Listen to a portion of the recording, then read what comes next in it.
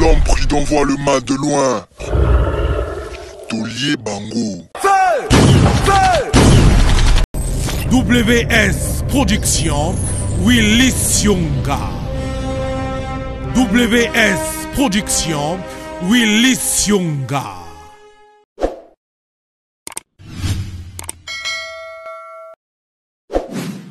J'espère que vous allez bien. La paix Bino Nyoso Mbote. Partout, Bandeko Bolanda Kabiso, à travers tout le la vie officielle.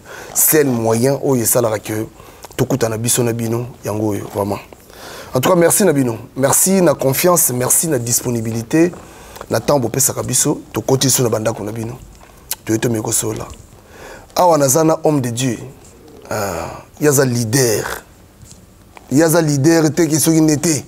Pour moi, il y a un leader pas pambate. Il y a un leader, il y a ma solo yo. Nzamba Yebi. Apôtre Ben Bolengwa. Na yeto me kosola lelo. Boyebi actualité za mo ebele, surtout makambo ezoleka na mboka na biso. Surtout makambo ezoleka pe awa na Europe na diaspora na ba église. To me kosola yango. Apôtre Ben Mbote. Ah, Mbote. Boni. T'es malade? Ça va? Oui, oui, ça va bien. Ah, bonne santé. Santé, ça bien, la grâce à Dieu. Tu as écouté les hein? Oui, oui, oui. Bonne libota, famille et tout. Famille, ça bien. Ok, voilà. Milulo Salagamba, là, il est bien. Hein? Oui, mais avant la banda, Olimbisanga, on a commis Sanzambe. Tu as commis Sanzambe, voilà. Kolo, on a pêché pour une opportunité, on a pêché na chaîne Oyo.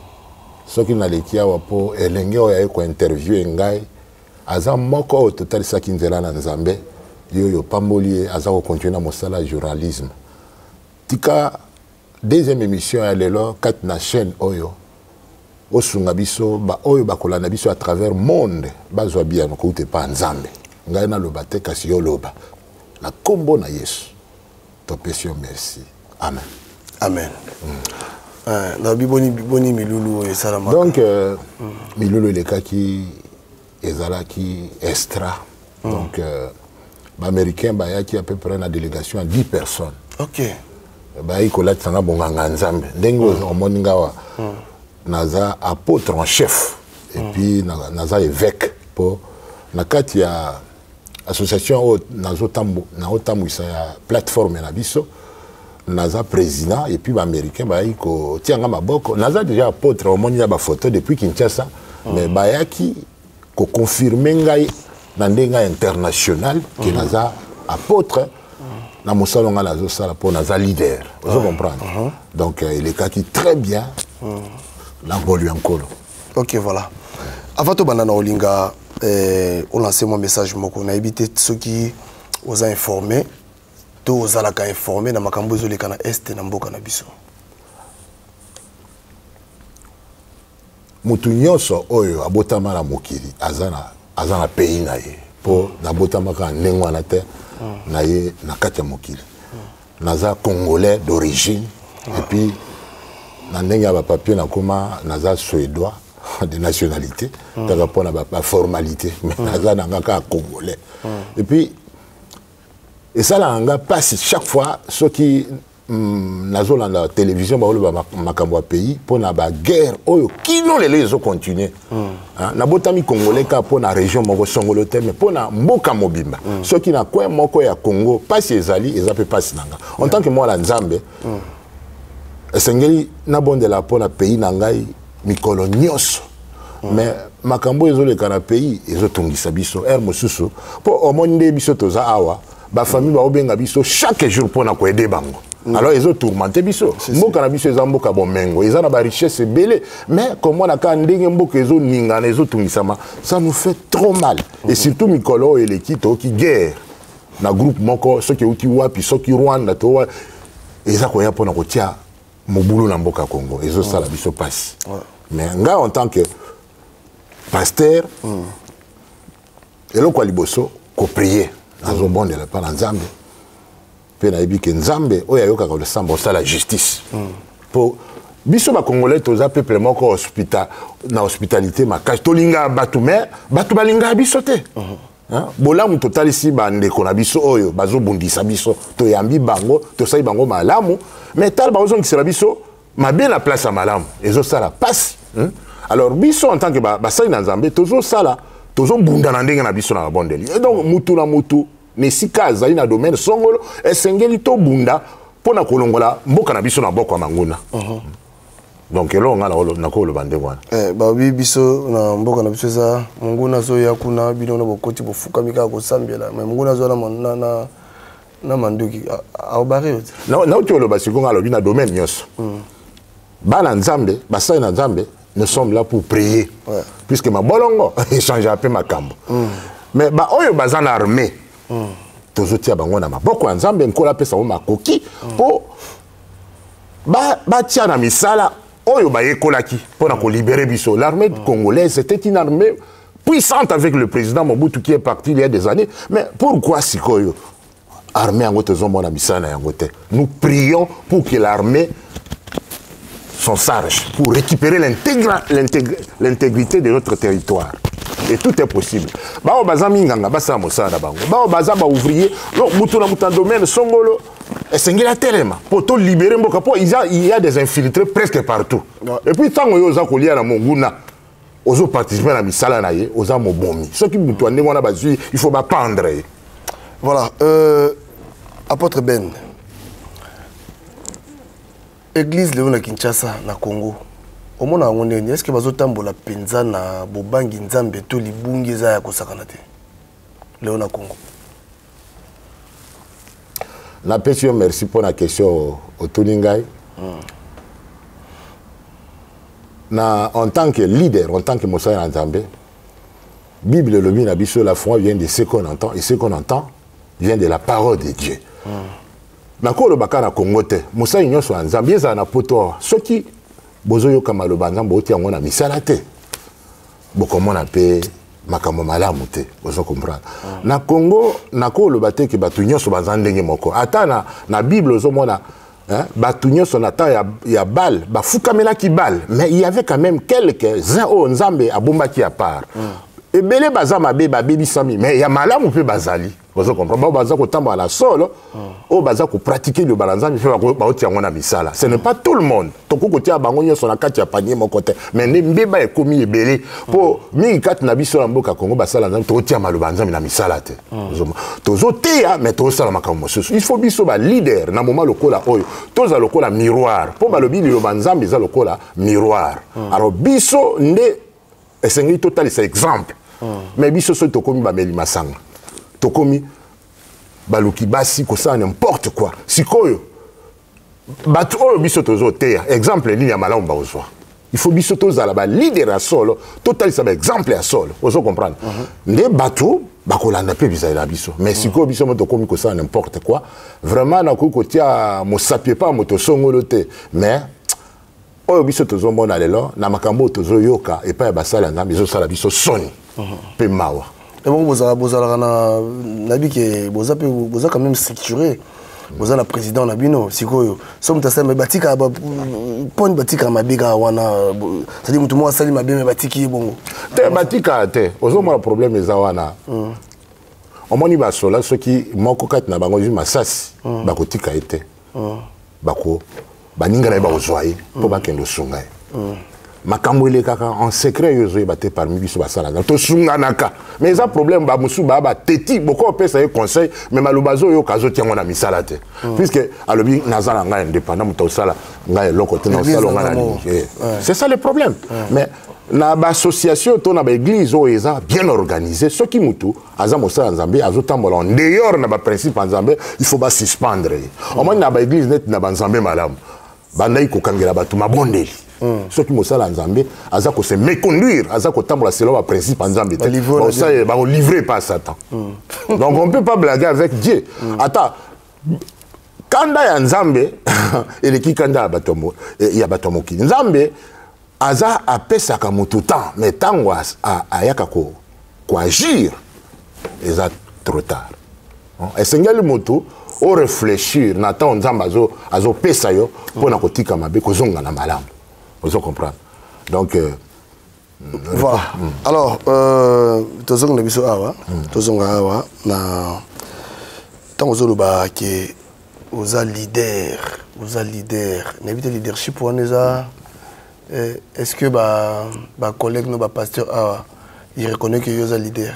Oui, papi ngene, oyebi leadership eza eloko ko botama na yango. Ozomona. Monika tanto ala ki na mbe na ngaba wana oyebi ngai bandakala. To banda kala mais tozalaki ba exemple tala noko no matiti azana Canada aza pasteur le noko John aza pasteur tozalaki biso mibale ba leader na kati ya département jeunesse ozomona ye azalaki président ngana alaki adjoint mais tilelo matiti aza kosala aza exemplaire pasteur matiti na Canada aza exemplaire aza leader aza président ya ba pasteur na kati ya Montréal ya communauté congolaise ngai awa nzamba pesinga grâce à permettre que na créer réseau moko chrétien intervention de mentorship. Le mentor, qu'est-ce qu'on appelle un mentor? Un mentor, c'est un coach. C'est celui qui entraîne les gens. C'est celui qui guide les gens. Oya zako sunga baninga mosusu ba yeba kolanda Jésus. De mosanga nazosa. Nazo diriger à peu près plus de 50 pasteurs. Ya bikolo nyos na kati ya mentorat, na kati ya mentorship wanga nazo tambisa. Donc leader est exemplaire. Azara mongongo anzambe kati ya mokili. Donc les gens d'ici me respectent et bah ils témoignage nanga. Naza kokumisa nzambe nako lobate ke na plus parfait. Mais na mawa nzambe naza na mwasi moko toza na bana 8 et puis toza exemplaire na kati ya lingomba. Mwasi moko bana mwasi moko. Oui kaka na mwasi moko kaka. Ndengo yebinga. Donc naza ko nazo meka ko tambola na ko banga nzambe po biso nyonso tozo te ya baninga me balobi batei bazale belete po biso batei toko sambisama mingi koleka ozo comprendre donc sala nyonso lingi oza yo moko me nzamba zomona biso. OK siko yo potika pe bato cher na obate potika. Oui pourquoi pas puisque mutu nyonso nzamba bengi apesi message. Alors mais avant que la moto prêcheur poité il faut au bon de pas nzambe à permettre yo pour nako kotika moto na te oui puisque ouais pour la mususu oyebi nani azalite azali banda lokola même la kati aza kosi akoya ko baby ça vous comprenez donc il faut ça la kenge et puis nako peso elo moko lingomba grandeur à mosala nzambe bayebaka ete po azana batubele puisque lelo ozomona batu mususu bazana mangomba minene oyebi ndenge ni bazwa attirer bato na mangomba ba mususu oyo kake akamati nyama akungie na kati église na ye po attirer bato bazosala ba sacrifice mais tout le monde a un internet donc il y a d'autres qui touchent à tout. Donc c'est un pasteur monsieur Basimba. Oui, bah ils sont réels, vous comprenez. Yango esengelo tika la original, otika la vrai. Osala o nzamba zotinda oko ozala o nzamba ni kozala. Puisque ceux qui ont commis kolanda bilanda landa, il faut église dans la base à 1000 personnes, il faut batonda aucun kosimba n'importe quoi. Yo ebito banda na bino banda kala yo ti lelo toza toujours kotambola nzela nzambe. Faut tozela toujours temps ya nzambe. Opposant une question avant ba tango ba américain ba yakyo le mais bon pona nini bo vanda calme bo tikela ba mususu o voilà. Ba ça n'importe quoi. C'est-à-dire pour likambola likamboza na tango na yango ceux qui ont eu message en nzambe te pona koloba n'importe quoi ba mususu ayebi likambo te ma mitia wa azo expliquer bato likamboana qui te dit que c'est vrai ce que tu dis. Il faut pas dire de faux témoignages ceux qui na réponse na likambo tuninga na oloba ngote pour to ko samisa ba témoignage makambo to oloba vous comprenez nenga na za na koluka batute na zwa bango po na loba n'importe quoi na lina za la vrai na tika l'authentique. OK sikoyo milulu salamaki oyo ba américain bayaki na mo batu bayaki pe mo ebele na sima nango quand même batu bamoni pe liboko nzambe surtout à commencer par yo moko oui pour na moni changement oui eza faveur nzambe po ba américain tango bayaki omoni eza ki réunion ba pasteur mais ndeka toloba na mona ceux qui yabi batu mosusu na kata ya télévision la biso abande walobi na mona peuple moko tolinga na kate biso ba congolais ata na nzela na biso ya nzambe ceux qui moninga alinya sala quelque chose moteme komi likundu yango américain moko azwaki ntango aza koteya alobi ata omoni bapaster mosusu baye te eza jalousie. Pourquoi yango omoni nasali plateforme oyo babengi mentorship. Omoni papingere ngai motema na ngai nalinga soki namoni mosusu moninga mosusu aza na bapotentiel nakende mpo na kosunga ye nasala mentorship kaka mpo na kosunga baninga mosusu ngai oyebi ke ngai naza premier pasteur akendeki États-Unis et puis ntango nakomi na lemba wana afungolaki baninga bapaster motema nabengi bainvitation kouta États-Unis par Maurice Rilo, Jean-Baptiste, Dominique Ngoyi. C'est moi qui leur a donné les premières invitations pour aller chercher les visas à l'ambassade des États-Unis. Donc, j'ai été le premier pasteur qui est allé aux États-Unis dans cette époque-là. Alors, pourquoi pas? Mais discrétion. Oh, non, ceux qui ont pambola mi ozui, kabola li pambolina bandiko mosusu. Donc, pour ça, il y a en France. Et là, quand on est là, on a zoaka. On a ça peu baninga mosusu. On est américain à yakiawa. Aïe, mais les qui n'ont pas mosusu, aïe ko tout n'ont le pasteur. Au coup fungo la nganzela ta yape pa ngana zali. Ben, j'ai dit pourquoi pas. Net tozo solana américain wana les lois en Guadeloupe et pas les qui n'ont pas mosusu azote yakuna. Mais ba congolais mosusu so amoni boya azu ke azu porte moko aux États-Unis to quelque part alingi angweza la kapona ye pona baninga mosusu te oyebi tango zo simba baninga nzambe pas ko simba yo puisque il y a un adage qui dit soutenez et tu seras soutenu. Tango zo soutenir baninga mosusu nzamba ko soutenir yo ozomona mais tango yo olingi ka yo moko zo ba mosusu apambolami mais alingi nyo za la kapona ye. Expliquez-nous biso muke. On est pasteur, c'est-à-dire berger, mon kenge mpate. Comment vous avez monté à ma belle sous envers bateau? Mais oui, bateau, bazalami, il tentait de basali en Zambie. Pour mon goût, ceux qui ont tiki nzela ya ozala pembe na pour na koluka ko tenter. Mais ceux qui ont se contrôler te ozala cible ennemi à ko utiliser. Mais il va bien pasteur. Siko, donc c'est que monté à ma belle on appelle. Alors, ça me pour mutu peut-être azwa mutu azwa lié à cause suketo. C'est ça, ils ont motema. Motema ya mutu. Ozomona. Motema eza akambo ebele po mutu akoma ndoki ndeni, akoma kindoki na motema. Donc okoza la pasteur. Po to bo oyebi caractère mutu échangateur. Oye échange ka bizeli na biso. Mais mutu abotami soka za motema babe akotika la kan ndengwa na soki yemoko asala effort. Sikoyo bandimpe bakina na église on a plein babité passer dans motema be bandima ngani ba innocent ba ça ni c'est-à-dire qu'est-ce qu'ils vont faire pour peut-être ba mona et puis ba kima parce que baza dans danger ça parce que quand on a danger aveuglement spirituel ozoma la batumi tala bat mosu kutu mutaza ko mibenga mosala nzambe mais azo sukola bango mais bazolanda kaye mais si ka vérité à solo ezali batu baza bakokende kuna te po omoni mokili oyo nzamba permettre que za na se autorité ya monguna ya satana ozomona yango omoni batu balanda mingi diable ma o etali ya diable facilement que ya vérité ozo comprendre mais moi na nzambe ya solo akolanda mosala nzambe na nzela ya bambumba na ye ozo comprendre mais ba oyo azomona mabe ya mutu mais azolanda c'est que aza aveuglé aza abunga na enzela ozo comprendre église nzamba zalaka ezaka église oyo etondisaka bato plein yango wana nzamba zalaka parce que namona mikolo omona o vague mo bi mikolo nakotanga komba mutu te nakoloba komba mutu te mais vague mo bi mikolo oyo donc bato tout bakekaka donc bino nyonso bapase okopona ouais non comprendre mais oui bien balobi nzamba atalaka quantité mais atalaka qualité vous comprenez voilà. Puisque comme il s'attend à kolanda mouvement vous comprenez mais sengeli ko semble pas nzambe afungola mission molimo pour mona donc voilà et là quand on ça en tant que moi nzambe il faut prier pour Saint-Esprit à guider so vous avez molimo on sent ko guider mais il y a des incrédules ata moni ma benenge nini mais le kola za mona libunga ako changer te ako kangama la place wana et ça passe vous comprenez mais batu ndé na uti ko yebiso je confirme qu'il y a d'autres serviteurs de Dieu qui ont touché au fétiche bazako sala misala ya molili alors mingi bazolanda bango mais sokoza ya solo il faut bonde la poyebe ta dame ya mosala nzambo azokamba bino oyeba nani azali pour ya balu bazana kati na biso pona ko bebis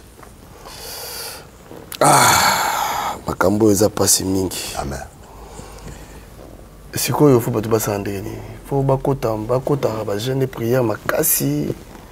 Il faut passer en dernier. Jeûne et prière, nous avons appelé la parole de Dieu. Eza lokola permis na biso à conduire. Est-ce que l'église a appelé est-ce que l'église a appelé il y a d'autres serviteurs de Dieu qui au baza tambola droite. Rôle nanga en tant que mosala na meza ko kebisa. Nous devons poser la question. La Bible, dans Osée 4, 6, mon peuple périt par faute de connaissances. Vous comprenez? Ignorance est une maladie. Il croit à tout. Mais Nzambe, il a senti qu'il y a des jeunes pour nous bateau, mais la parole de Dieu.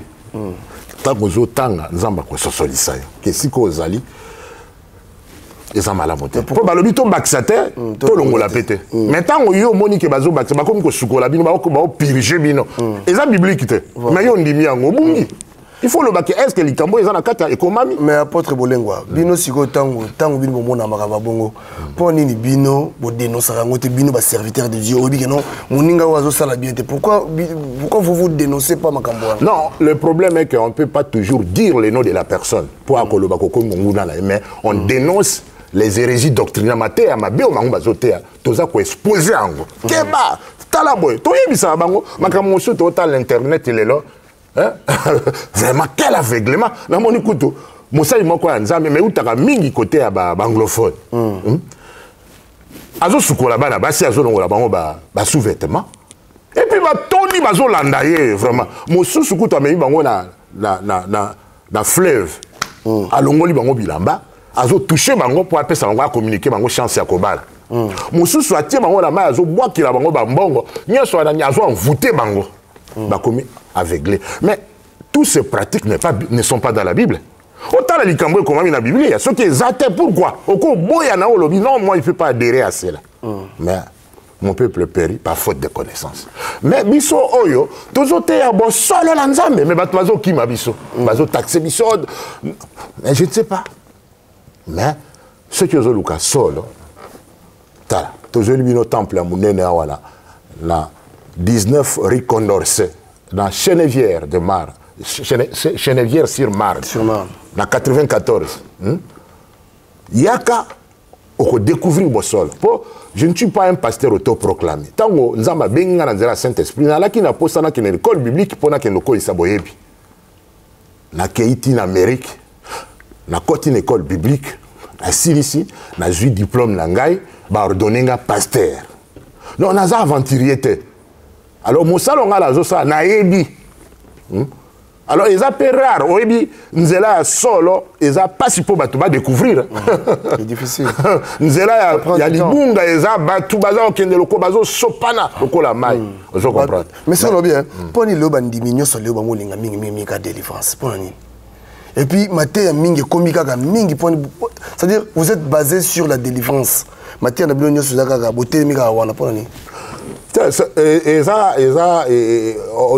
sommes nous sommes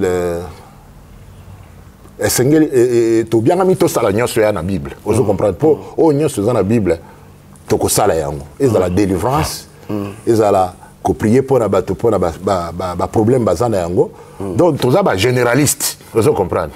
Mais ba mosusu ba osala yango na makasi pour bazo mbongo, vous comprenez. Mais ce qui est comme ça là pour nyonso to ça to ko sambisa, vous comprenez. Oyebi kati na ko zo sala mabe, mozo persister na mabe. On ne se manque pas de Dieu. C'est quel homme aura semé, il moissonnera. Voilà. Programme église Zandegeni. Programme église awa chaque dimanche de 10h à 13h. Mercredi, ils ont prière. Il y a Nazoaka habité na biso tola ina mewa na mercredi nyo soto ça la jeune na tikala kana programme d'assemblée de Dieu. Mercredi nyo oui. À partir de minuit 18h toza na jeune. OK. Et puis pour na prier et puis veiller net bikolo après Covid. To zonge no ba programme susute et puis ba église ming ba porte kangami. Nyo so na po misolezate. Kuti ndekoma kamunga lobi apôtre yoneni kaka na sima Covid ba église kangami meyo eza faveur ya Nzambe. po tozana kati ya solo tango za kotambola bo solo nzamba kotika yote akomi monisa kati na yo kozwa sala boyomo omoni yango eza faveur naza komikumisa te eza na 320 mètres carrés. C'est la faveur de Dieu. On a été dans des petites salles. Tout na salle boko na Ivry tant tozo sambela ba voisin bazo kita ba obeta makelele bokitsa mingongo oh nalobi nzambe nini oto sambela batba ya kotoke balo bana biso ke tokumisa ete. Ça nous inquiétait. On a beaucoup prié jusqu'à ce que nous avons fait une faveur. Bah, monsieur, bah, ça le jus pour l'Américain va payer un bon. Mais l'Américain va payer un bon. L'Américain va payer une grâce. Bah, tiens, kinga le boko. Nous avons besoin de payer ce sale. Vous comprenez? Pour nous, les Américains, Américains sont comme quoi senga et à kukimayo. Vous comprenez? Donc, ce ne sont pas les Américains, mais il y a une taille en Zambie pour Makambuba Salaki. Bénédiction, bah, bonne la qui pour Nabiso, ils ont qui vraiment coûté pas encore. Il y a un monde qui peut mis ça. Ok, voilà. Alors, programme, il y a église, il y a Zandengeni. Dans un programme, moi, comme on est, là où tu écoutes la maman, grâce Kalanga Bikamwa, Oyo, Nzambazo Saïla puissamment à travers Mokili, Azamo Saïla Nzambe. Quand Nabiso la salle Nzambe, Vazo critiquer, oh, moi c'est à côté, moi c'est à côté, ça a boyété. Mais, là où tu as eu soutenir une activité, moi, quoi, là, qui n'a pas na Saint-Denis. Au total bilembo nzamba mi monisi kati na mwasi azo sala obi na bible oyo na ko tangela il y avait des femmes apôtres puisque zela tanga po ba kanta keza réel so to tangela mokanda bible awa il y avait des femmes apôtres qui étaient distinguées oyo ba ke baza ba sala na tanga na mokanda zela na porter na anet oyo nzamba sela qui puissamment na kati ya mokili oyo alors ceux qui la Bible, Ezaki na basi ba apôtre na kati ya mokanda ya Romains chapitre 16. Oye bisanga. Verset 7.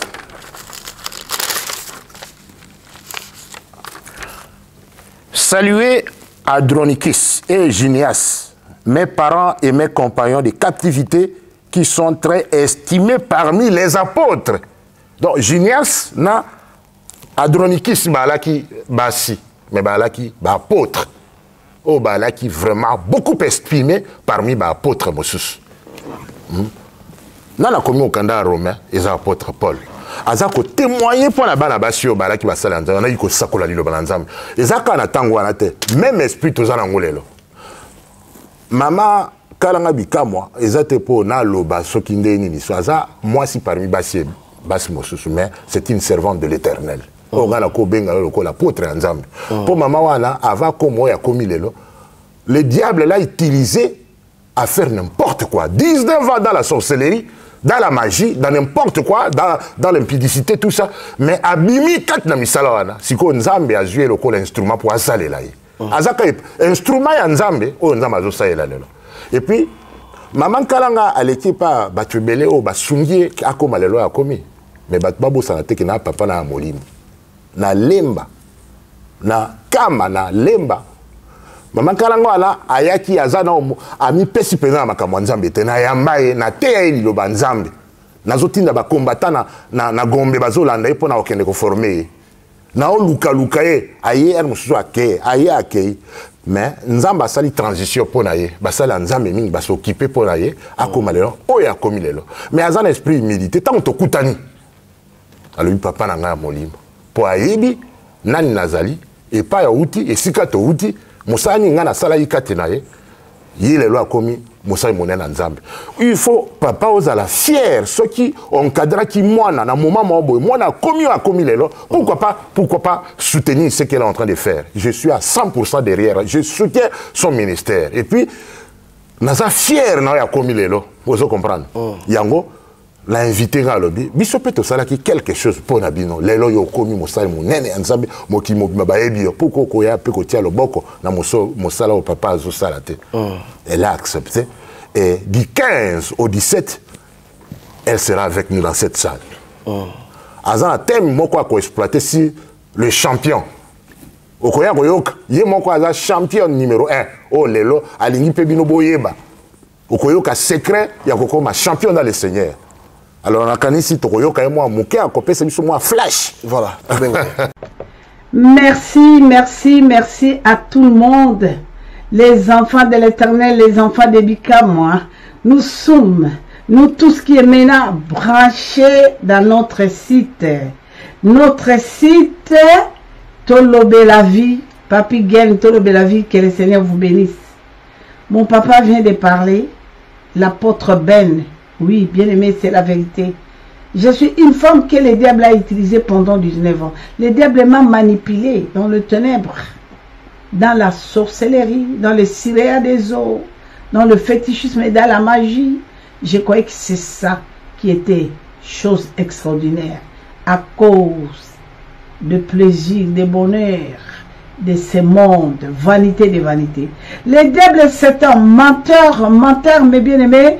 Mon papa vient de parler, il a parlé beaucoup de choses. Il est parmi les hommes qui ont souffert pour ma vie, que je trouve les salis. Et aujourd'hui, quand Papa Ben me regarde entrer, de témoigner la gloire de Dieu et dénoncer les mensonges du diable, mon papa est content. Quand aujourd'hui l'apôtre Ben va lui-même comme ça, bien, comment Dieu est en train de m'utiliser comme son instrument puissant pour la délivrance de ses enfants. Bien aimé, la délivrance meilleure, vraie, c'est de connaître l'ennemi. Tu ne peux pas combattre l'ennemi si tu ne le connais pas. On ne peut pas combattre l'ennemi. C'est pourquoi je vous dis, venez. Venez nombreux, les champions, à la rencontre du Christ qui reçoit Jésus comme Seigneur et Sauveur. Tu deviens champion. Même si ton père veut te sacrifier, jamais. Même si ton mari veut te sacrifier, tu as le Dieu là que je suis en train de témoigner sa grandeur. Tu ne seras jamais renversé. Les champions, on était dans la salle pendant 3 jours. Le Seigneur confirme que nous sommes les champions. Venez. Ces jours-là, mes enfants, donc vous êtes là, nombreux branchés.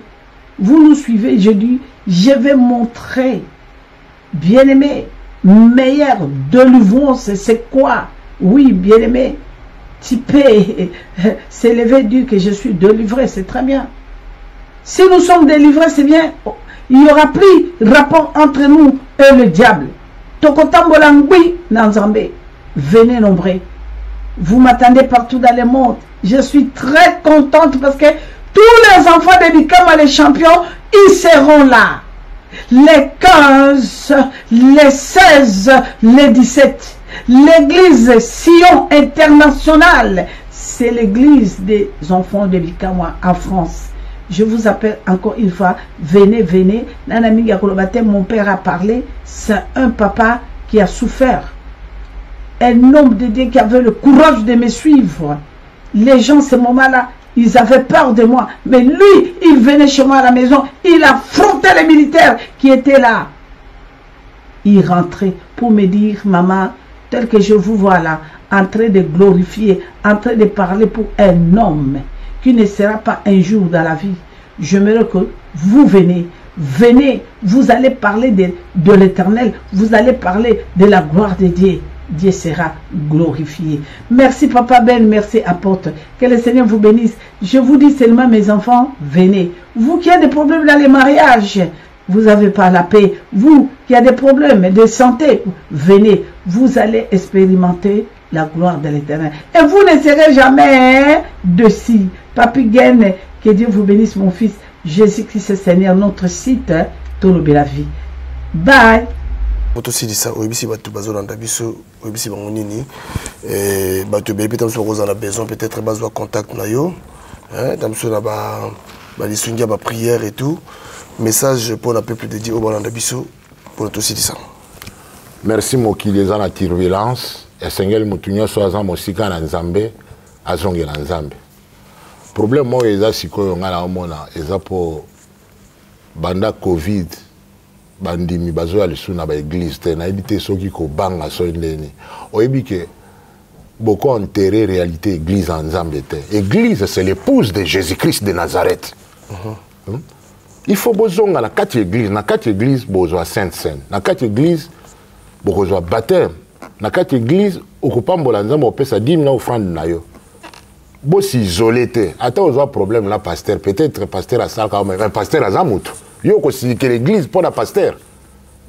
moko na biso esengi aza na église na ye esengi mpe aza na pasteur na ye soki pasteur asali yo mabe pourquoi okoki kobenga ye na secrétaire bosololi otalisaki papa zala boye akoyoka so aza motu mpo pasteur aza motu mais osilike l'église ovanda na ndako okomisa yango conflit mais eza mpe problème ya repentance ozo comprendre problème ya kotumbela mpo oza na kanda ozo comprendre eza problème osu mpe kopesa lisusu ekotia bablocage na vie na spirituelle bozonga na kati ya église eza réalité bible elobi n'abandonnons pas nos assemblées esengeli moko na biso nde kaka na France motu nyonso ana médecin na ye ezala mpe na église na yo pasteur mosusu asala yo likambo te mais osilika okima na église bozotambola baéglise à église zala na église na yo moko oyo soki mbeba eza oprie eza na mama moko boye pasteur na ye azalaki pene na epakolami te mama wana na kati église alai koko azosambela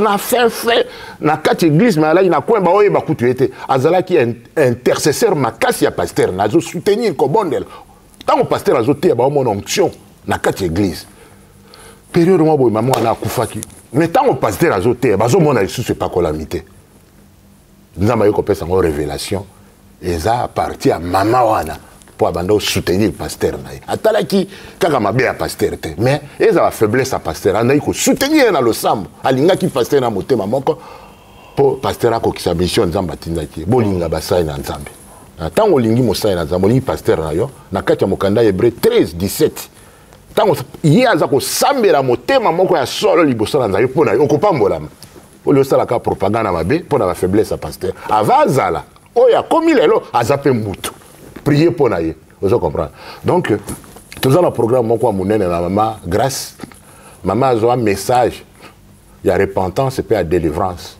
bato mingi na olanda na radio oyo bazozwa badélivrance partout bokolanda mwa extrait moko na ndeko moko uti kokangolama na situation moko bino mwa bolanda na 5-4 na bino moko te azanga et puis tobanda milulu vendredi le 17 à 17h samedi na 17h toya osukisa dimanche na 10h soko oye na retard ozwa place te mpo yo motala bato bauta Suisse Belgique Allemagne voire même bamosusu bauta États-Unis baoya na milulu wana donc yo banda vendredi le 15 et aussi la dimanche tala toencourage bato nyonso baya koassiste na milulu wana bon na opesa neti adresse mpo bato mi baa na problème mpo na adresse toza na quartier industriel esika otoko okumisa nzambe na musique malamu sécurité eza bien okomona so oye gardien aza me bacollection so oye na voiture na yo okokota bien parking eza partout samedi kutu bato balala na bango te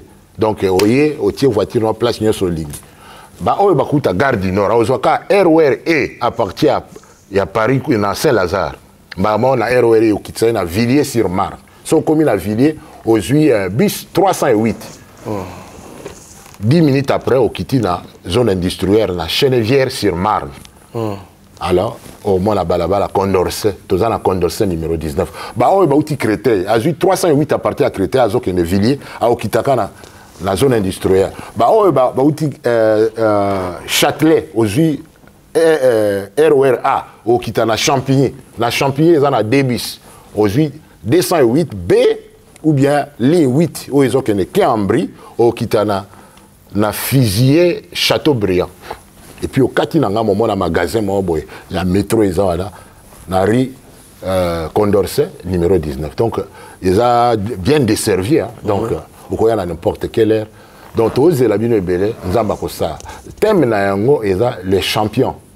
Otalaka moi, extrait à maman, na ndeko moko uti kozwa délivrance na kanisi osunga bien.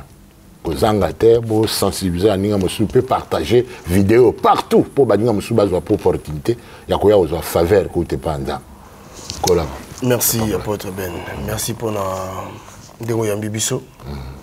Je crois que batunyo sopena ndako bazi lipamboli na tout si c'est la prière tout si c'est la biso. Oui, tout si c'est la prière na lina pesa da ombota na moi c'est na mama Sonia.